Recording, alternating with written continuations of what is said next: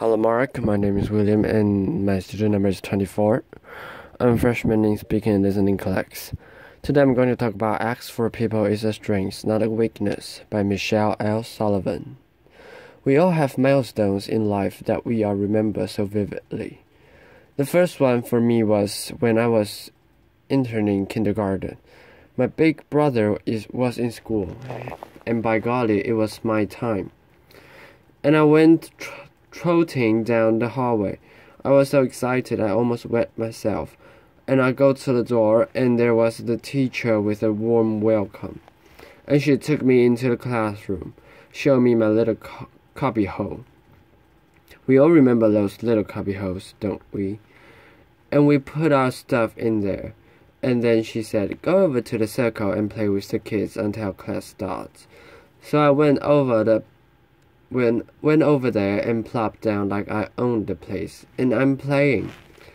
And all of a sudden, the boy next to me, he was wearing a white shirt with blue shorts. I remember it like it was yesterday. Suddenly, he stopped playing and he said, "Why are you so short?" And I just kept playing. I don't think he was talking to me that time. And in a louder voice, he said, "Hey, why are you so short?"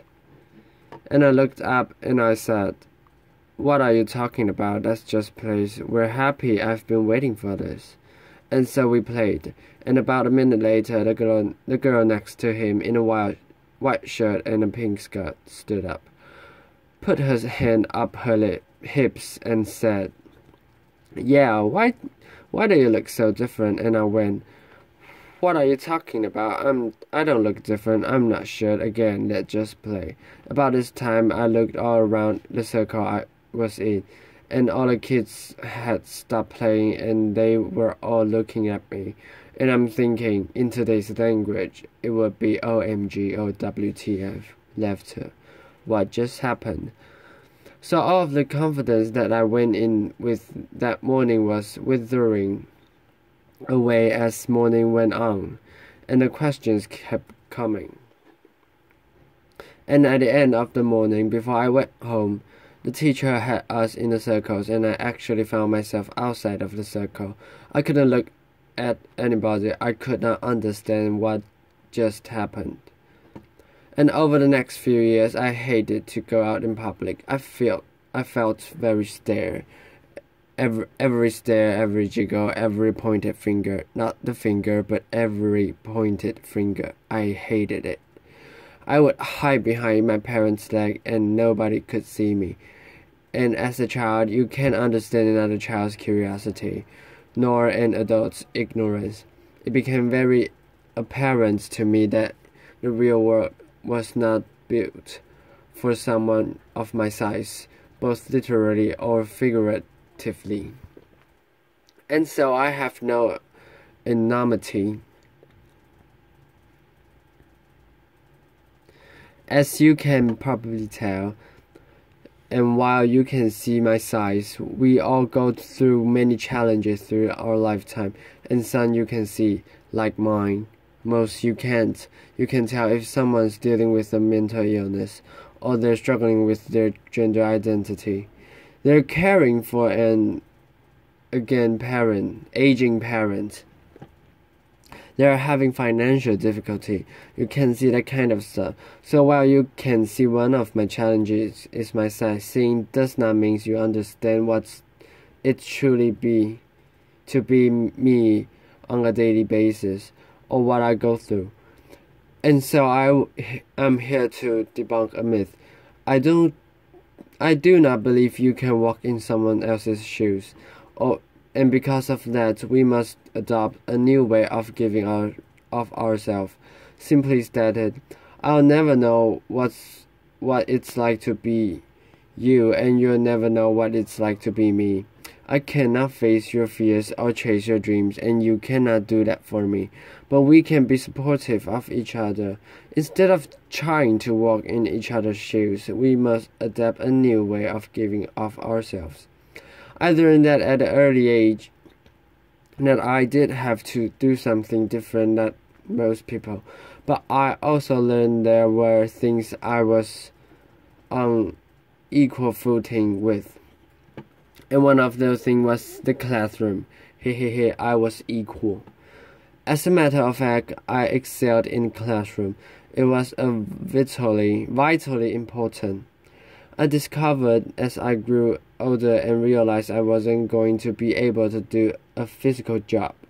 I needed an education, so I went on and get a university degree.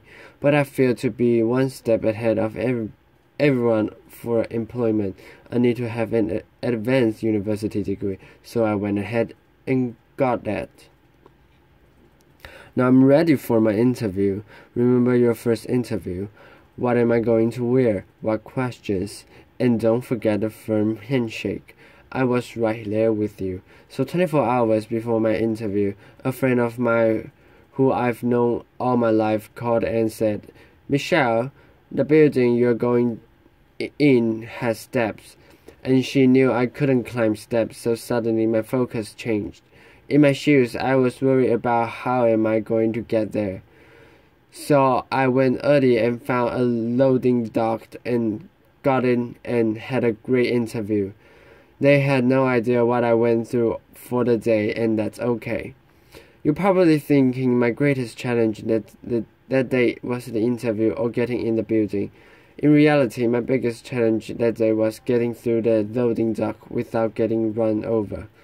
I am very vulnerable in certain situations: airports, hallways, parking lots, loading docks. And so I have to be very careful.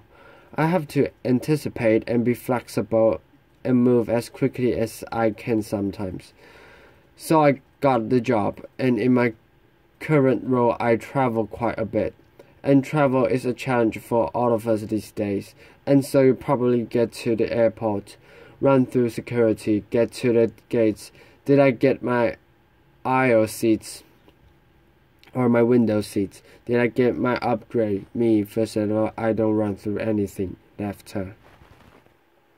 And I especially don't run through the TSA because I get to experience the personal pat down. I don't comment on that.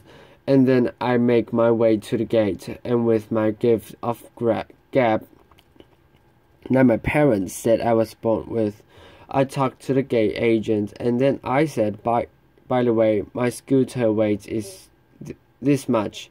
I have a dry cell battery, and I can drive it down to the door of the plane. Also, the day before, I had called the city where I'm traveling to find out where I could rent a scooter in case mine gets broke down on the way. So in my shoes, it's a little bit different. When I got to the plane, I used my gift of gab to ask the lady to put my leg up, and they graciously do. I try not to eat or drink on a plane because I don't want to have to get up and walk on the plane. But natural has its own schedule, and not long ago it knocked and I answered. So I walked up to the front of the plane and gabbed with the flight attendants and said, "Can you watch the door? I can reach the lock." So I'm in there doing my business, and the door flies open, and there's a gentleman there with a look of horror on his face. I'm sure I had the same look.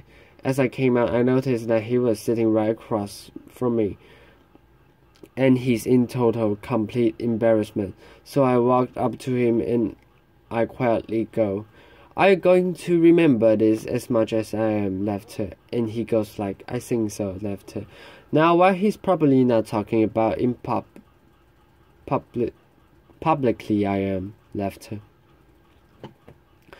But we talked for the rest of the flight, and we got to know each other, our family, sports, walks, and when we landed, and he said, "Michelle, I noticed someone put your legs up. Can I get that for you?" And I said, "Of course, thank you." And we watched each other well. And the most important thing that the day was that he was not going to leave with embarrassment. That experience of embarrassment He won't forget it, and neither will I, but I think he will remember more of our chats and our different perspective. When you travel internationally, it can be even more challenging in certain ways. A few years ago, I was in Zanzibar, and I come wheeling in. And think about that short, white, blonde woman in the chair. That doesn't probably happen every day, so I go up, and with my gift of gab, I start to talk to the agent. So friendly, and I ask about the culture and so forth. And I noticed there wasn't a jet bridge. So I had to kind of say, not only do you have to lift my chair, I could see some help getting up the steps. So we got to spend about an hour together while we wait for the flight. And it was the most magnificent hour. Our perspective changed for both of us that day. And once I got on a flight, he patted me on the back and wished me well. And I thank him so much. And again, I think he's going to remember that experience more than when I first came in. And there was a bit of hesitation. And as you notice, I get a lot of help. I would not be where I am today if it was not for my family, my friends, my colleagues, and the many strangers that help me every single day of my life. And it's important that we all have a support system. Asking for help is a strength, not a weakness. Applause. We all need help throughout our lifetime, but it is just important that we are part of our other people's support systems. We must adopt that way of giving back. We all obviously have a role to play in our own success. But think about the role we have to play in other people's success, just like people do for me every single day.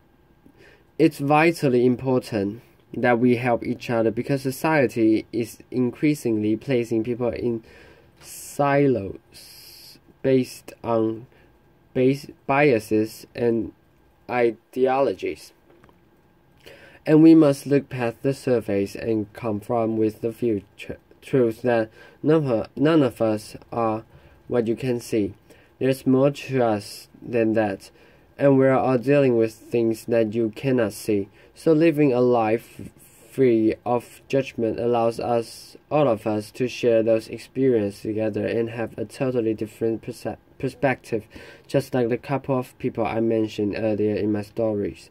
So remember, the only shoes you truly can walk in are your own. I cannot walk in yours. You know I can walk in my size 1S. Laughter. But you can try. But we can do something better than that, with compassion, courage, and understanding. We can walk side by side and support one another, and think about how society can change if we all do that instead of judging on only what you can see. Thank you. Applause. Thank you.